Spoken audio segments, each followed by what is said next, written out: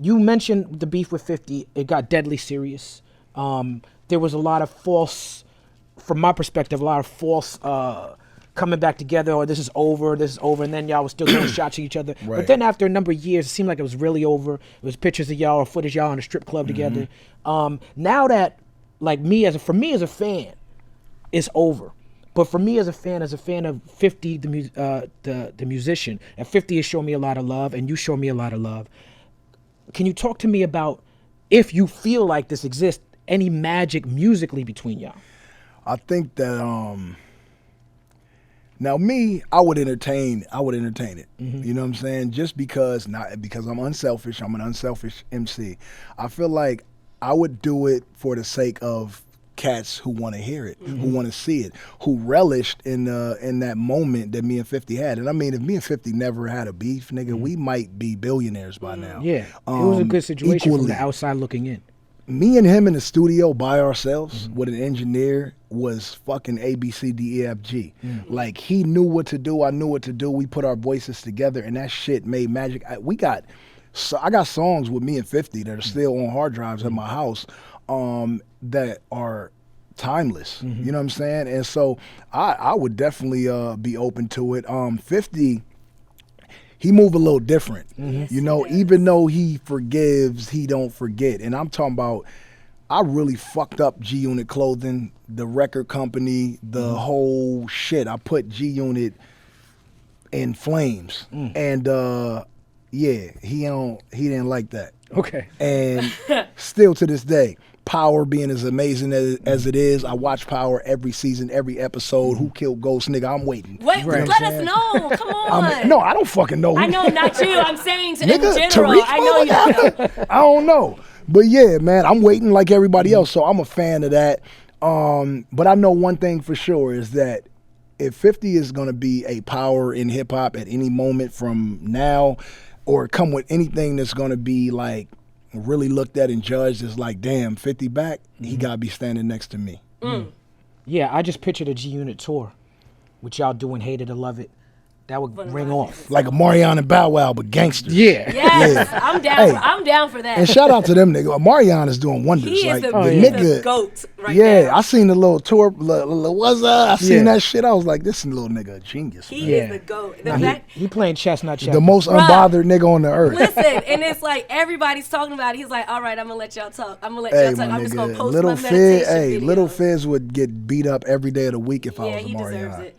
Man. But shit, He deserves it. It's like that's just on any type of I code. feel like I know as much about this beef as I need to know, and not any we know a lot. anymore.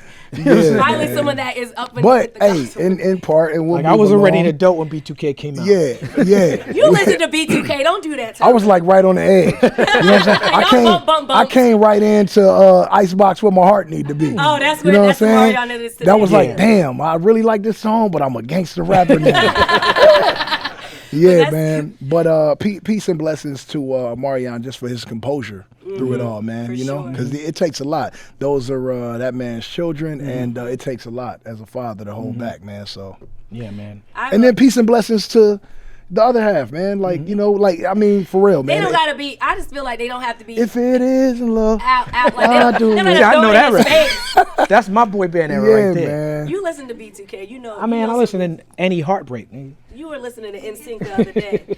But before we go off the 50 thing, what's your favorite song with you and 50? Probably. I mean, hate it or love it. I love that You know, song. hate or love it is timeless, and Dre is big on timeless records. Dre is also big on never mentioning the time or the date in any record. Right. He feel like that immediately dates it, which is smart. If you listen to Dre records, they don't have shit. You might hear Snoop saying like it's 1994, cuz Right. like, but Dre don't like that. You know what I'm Right. saying? So Hate It or Love It was a record that Dre oversaw. 50. The hook, man, the first half of the hook, like Hate It or Love It, the Underdogs on top.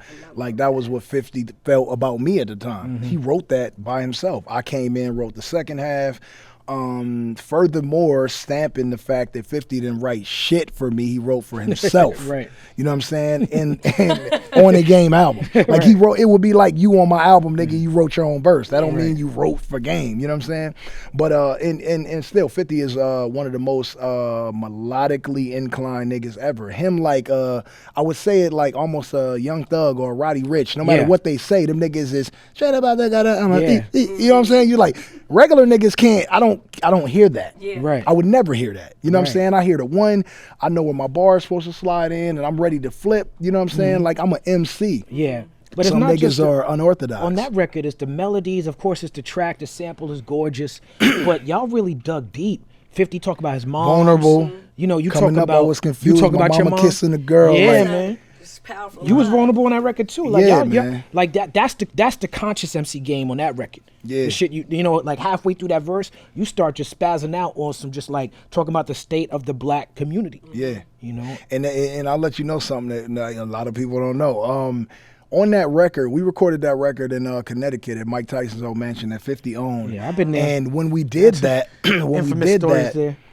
50 had already, he did the record, but he was already moving away from me, from the Game and 50 situation. Because, and I blame Dr. Dre. Dr. Dre spent too much time on the completion of the documentary, and he didn't spend the fourth quarter of 50's Massacre album working with 50. And the Massacre still did numbers, you know what I'm saying? But 50 felt like Dre should have did that and then finished Game, since 50 had lended his time to me, you know what I'm saying? Which I felt like, you know, in a perfect man's world, that Dre should have focused on 50 and then came and saw the documentary second. But the documentary is coming out so amazing that no one wanted to take time off of it, and everybody felt like 50 knew what he was doing. And so, yeah, we started to distance ourselves when we were recording Hater to Love It. That was one of the nights where we ain't really talk. We did what we did, and we made an incredible record. And I went back to the W in Times Square, and he stayed at his house.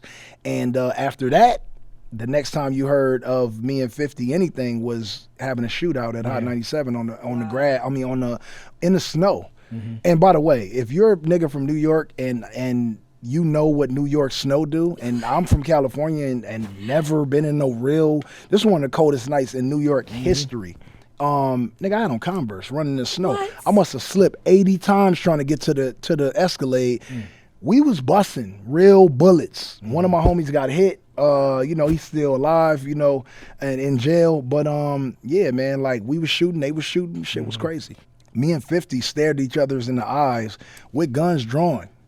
Two niggas that was friends and homies, and they came up in hip hop together. And I don't even know who fired first shot. I just know we were shooting at each other. And at that moment, everything was in slow motion. It wasn't about nobody else that was there, even though I had 30 niggas with me and 50 had 30 niggas with him, man. It's almost a blessing that only one person got hit, and in the leg you know, for that matter. What we done started. Look at what we done started. This the people party. When opportunity knocking, then young nigga move that door. Whoa, get your foot stuck in it, call me young, go get it.